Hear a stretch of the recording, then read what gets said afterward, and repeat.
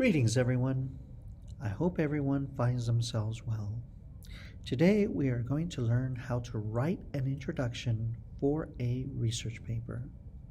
So let's begin.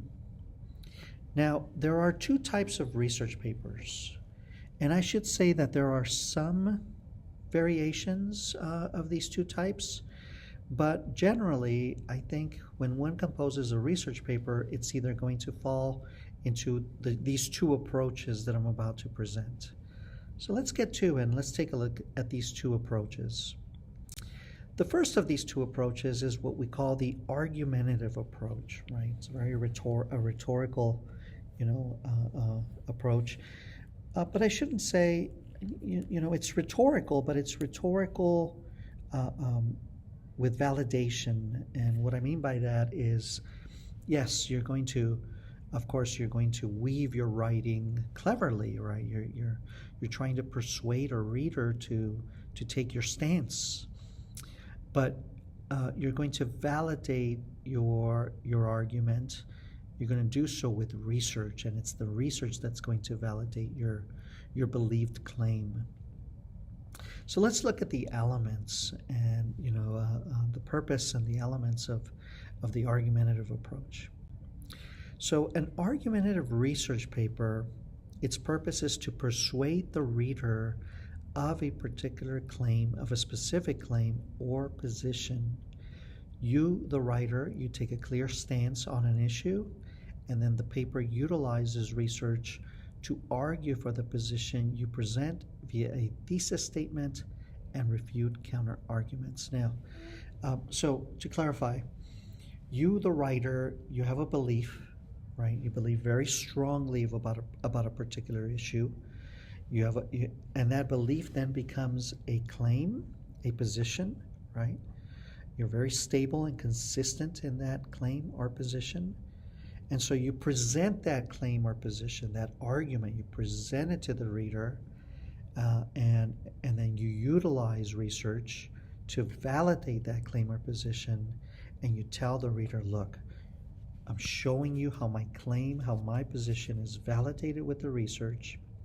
I'm showing you how I'm countering any counter arguments, rebuttals, and I'm withstanding my belief, right?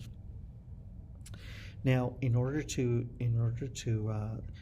a key element, of course, in an argumentative paper, argumentative introduction, is your position, and that position comes by means of what we call a thesis statement.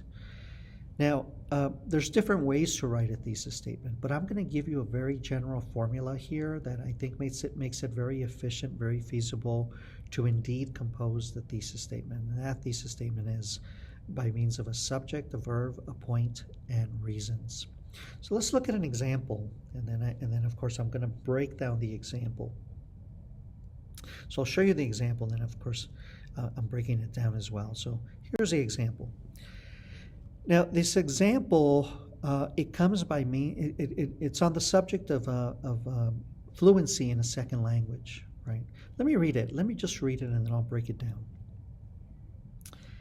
Fluency in a second language, particularly that of the country one is employed in, is critical as it affects wages across different industries, increases employment opportunities, and improves communication between individuals and businesses, educational agents, or society in general. Okay, so barring any grammatical errors, I'm hoping I didn't make any grammatical errors, but let's look through those areas, right? Those elements of the thesis. So one is the subject. Fluency in a second language. So there it is. There's my subject. All right, I have there's my key subject, right? Sometimes I have students write thesis statements, and when they compose them, they don't even have the subject, which is tricky, or they have a subject that's not quite the subject they're aiming for. And so this is important, right? You've got to make sure that your subject is very, very well defined. Fluency in a second language, particularly that of the country one is employed in, right? And so that statement there after the subject, that's just a little adjective. That's, in a sense, it's unnecessary, but of course it's coloring the writing. It's making the writing a little bit richer.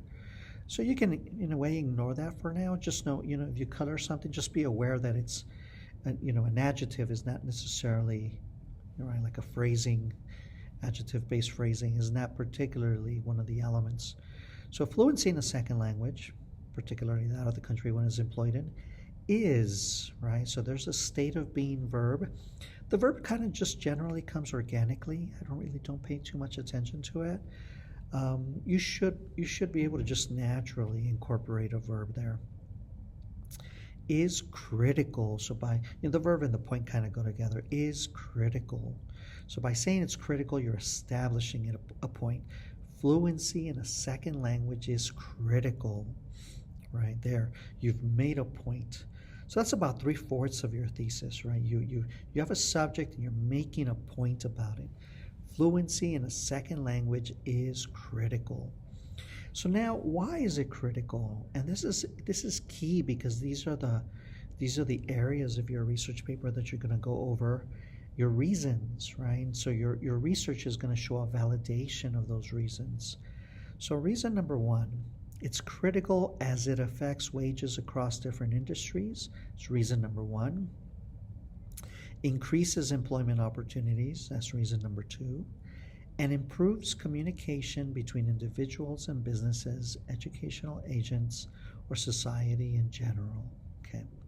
So I've given my subject, I've given my verb and point, and I've given 3 reasons that in essence are going to be supported via research over the course of your research paper. So this is now the thesis isn't the introduction per se, but to me it's one of the most important elements of your introduction. So you've made an argument, right? You've said that fluency in a second language is critical, and you've established your reasons. So when you compose your introduction, I'll speak about the composing of the introduction.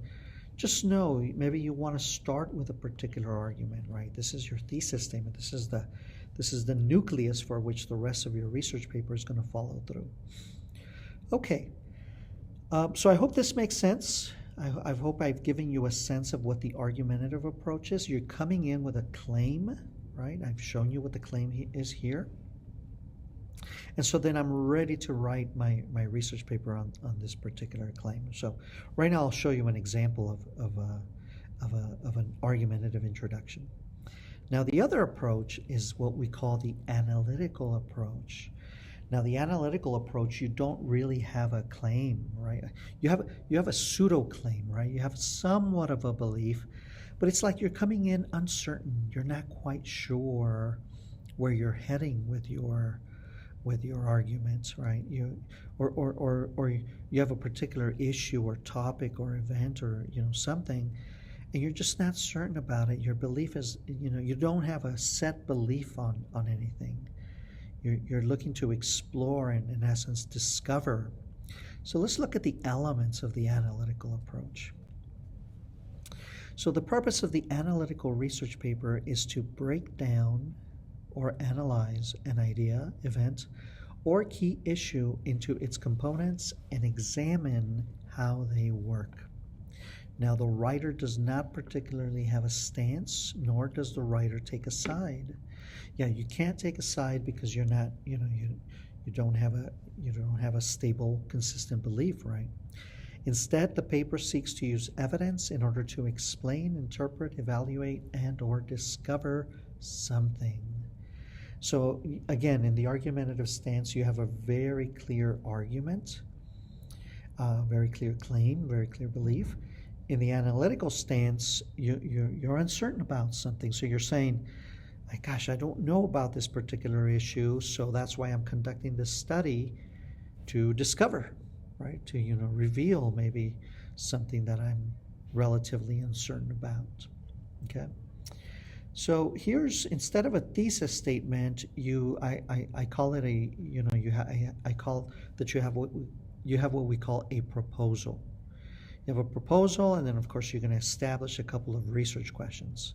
So, for example, here's the same proposal on the issue of language. The following study will seek to observe how fluency in a second language, particularly within the country one resides in, will reveal how wages, employment opportunities, and communication between individuals and businesses, educational agents, or society in general are impacted. Okay, so I'm basically saying there, look, I don't know the impacts of fluency in a second language on wages, on opportunities, on the clarity of communication. So I'm going to conduct this study to see what I can reveal. And then you're gonna jot down a couple of research questions. Now these research questions, you don't necessarily include them in the introduction, although you can do so in a way that's inferential or suggestive. But you are going to need those research questions for within your research paper, right? And so we'll observe later as we go through other videos where you're going to incorporate those research questions. But you want to come up with key research questions because you may not have reasons, right, in the way that you do in a thesis, but you have questions. Questions are, in a sense, replacing those reasons in order to discover an answer to that which you desire to know more about. Okay. So I hope this makes sense, right? This would be the analytical approach. Alrighty, let's take a look at these introductions. So let's take a look, first and foremost, let's take a look at the argumentative introduction. So this one comes from Janet Graham, and the title of the paper is English Language Proficiency and the Prediction of Academic Success. So I'm gonna show you the beginnings of her paper. We're just looking at the introduction, and there's the beginning of her paper. She's got an abstract there. So let me read it. I'm going to read just the introduction, and then I'll clarify, what she's doing and how she's structuring her introduction. At many colleges and universities, ESL professionals are called upon by admissions officers for help in making admissions decisions for non-native speakers of English. ESL professionals may be asked what cutoff scores should be used on standardized tests that have already been administered, such as the test of English as a foreign language or the Michigan test of English language proficiency. Or they may be asked to test the English language of applicants who do not already have standardized test scores and, on the basis of these tests, to make judgments about the adequacy of the applicant's English. In both these situations, two assumptions are being made. The first is that a certain level of proficiency is necessary for successful college work where English is the language of instruction. The second is that an ESL professional can be expected to know what that level is. So and I think this happens in both the argumentative paper and the analytical paper, is you provide two sides of the coin, right? The subject, of course, is language proficiency and the success that comes of it. So you present two sides of the coin. Here, the two sides of the coin by Graham says, look, in order to discover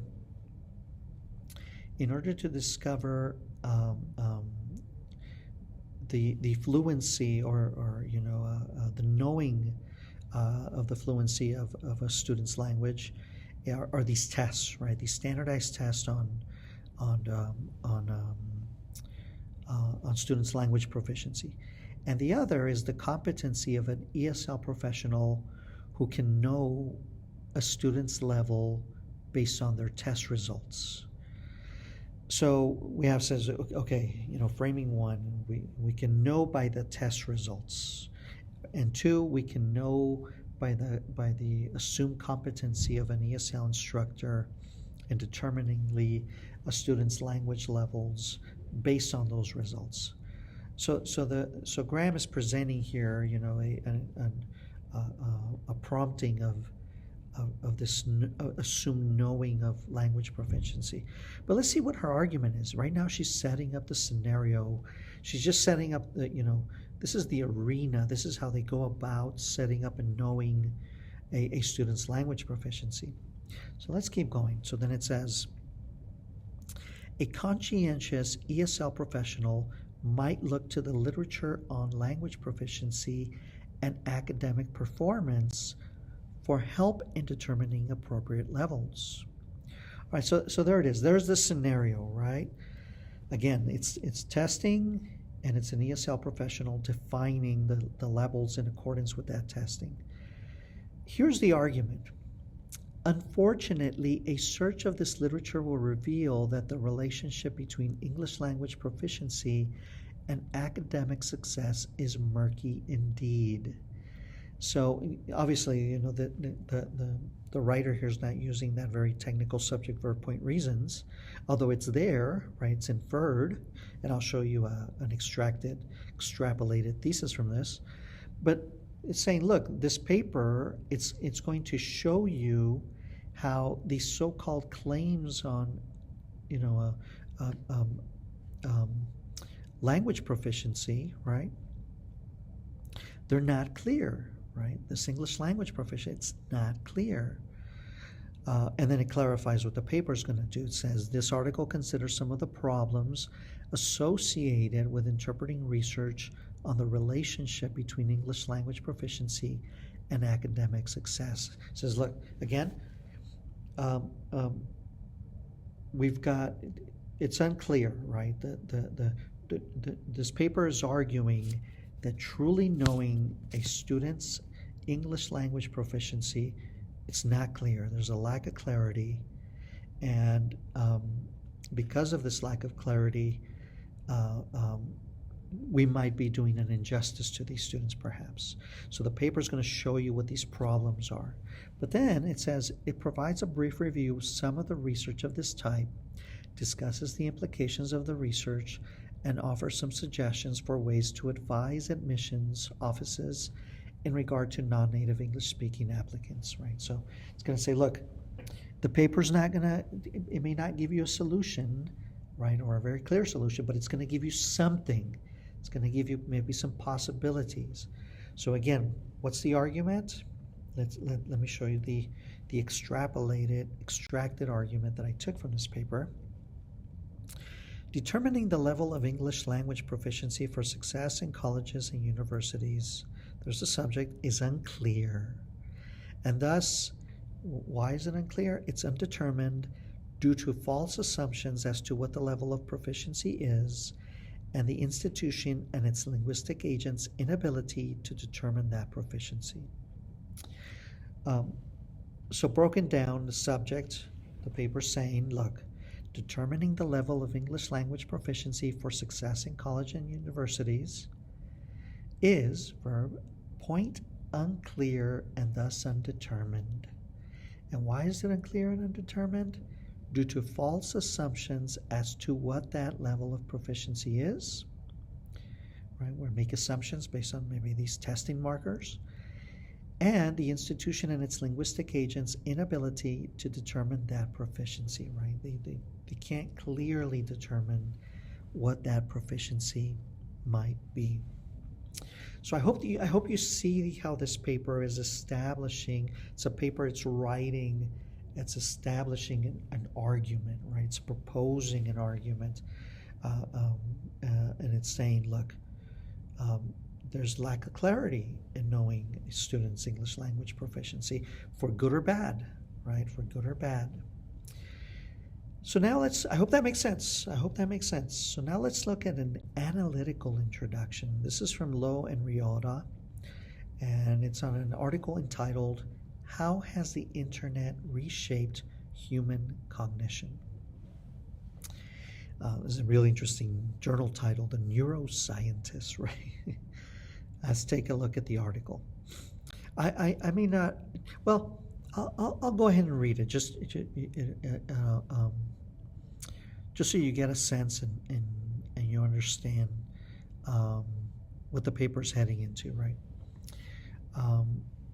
So the paper says, It's going to kind of set up the background of the arena. Again, the subject here is a little different. The subject here is how the internet reshapes human cognition, human thinking, right? So it's gonna. I want you to observe how it sets up this background. So it's going to say, a hallmark of our species, Homo sapiens, is the remarkable ability to adapt and flourish across a wide range of living conditions. Central to our successful adaptations is a highly specialized set of mental operations, collectively known as cognition, which allows us to efficiently process environmental information and produce adaptive behaviors. Importantly, these cognitive processes and their underlying anatomical structures are both highly plastic to behavioral environmental changes throughout our lives. As wise men, we further expand our cognitive capacities via technological inventions, which include any tool, method, or skill designed to facilitate our daily functions. With enduring alterations to our behaviors and environments, technological inventions can profoundly affect our highly plastic cognitive systems. Indeed, throughout our evolutionary history, our cognitive systems have been reshaped by the advent of toolmaking and usage, language, and writing and arithmetic systems. Providing insights to this reshaping process, Dehane and Cohen suggested that the acquisition of a new tool, thought, or behavioral system would specifically encroach into and over time reshape pre-existing brain systems performing similar functions.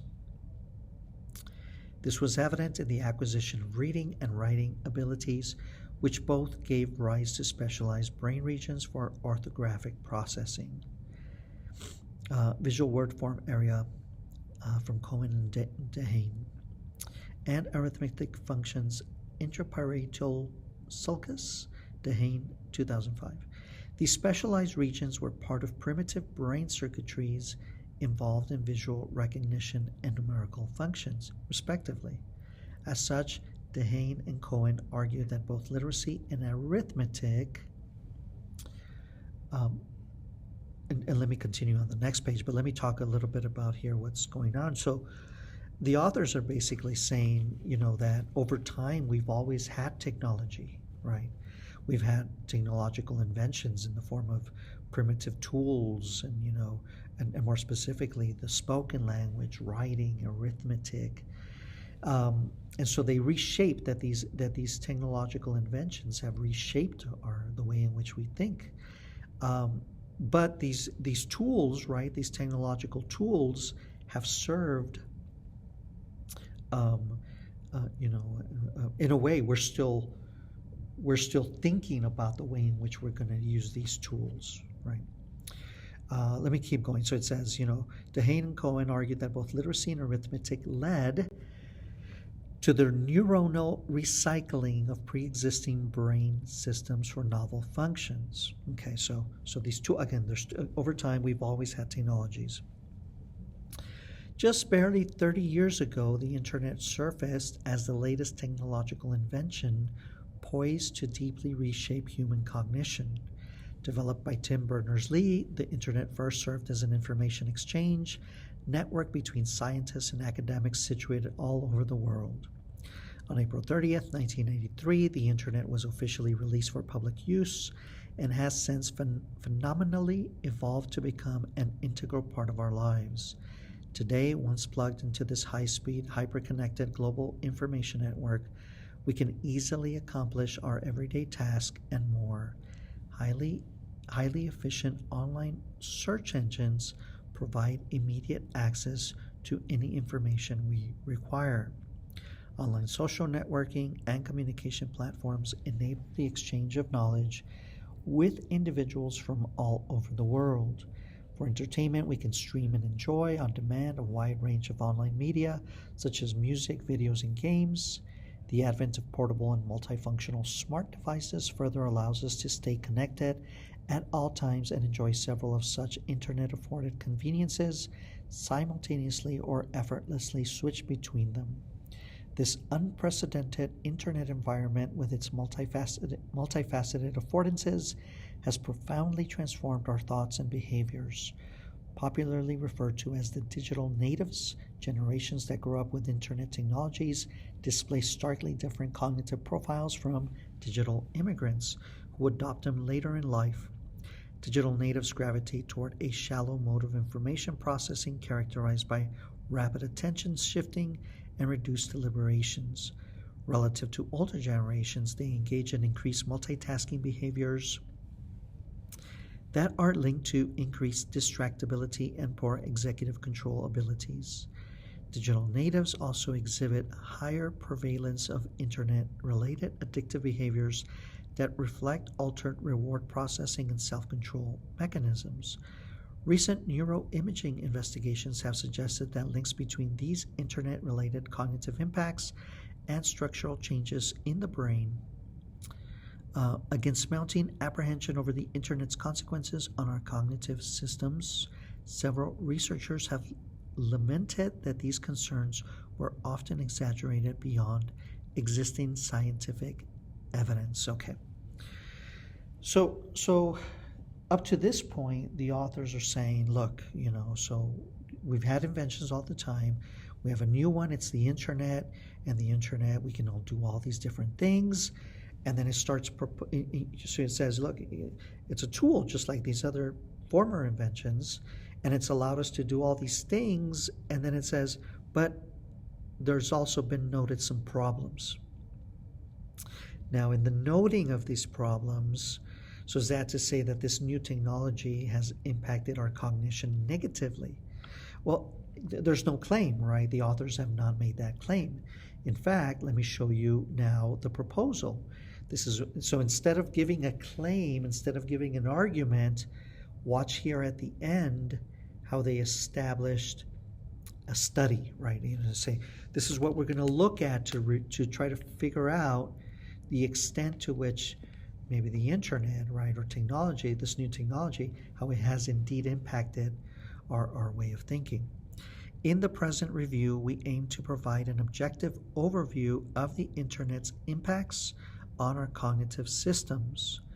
We critically discuss current empirical evidence about how the internet environment has altered the cognitive behaviors and structures involved in information processing, executive control, and reward processing. So let me show you that again. What's the proposed study? This is the end of their. I don't have to change anything here, right? Taking it word from Low and Kanai. I'm showing you exactly the nature of the proposed study. And again, they're telling you, look, this study, it's going to look at evidence about how cognitive behaviors have been altered, and without making a claim, I'm going to reveal to you what the studies show. And let's check and see if some of these assumptions about the internet's maybe negative impacts is indeed bad, or not, or indeed probably not so good, so to speak, right?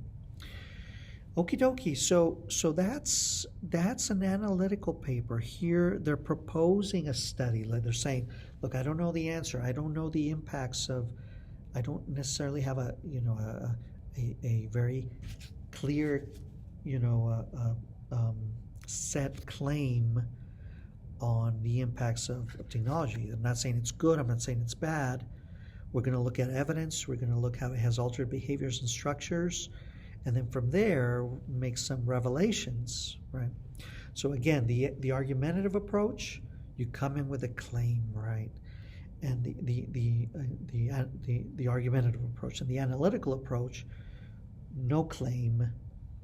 I'm going to propose a study to see what the evidence reveals, right? What the research reveals, what studies reveal, and then we can jump to conclusions towards the end. Okay. I hope this has helped you, and in essence, this is how to compose a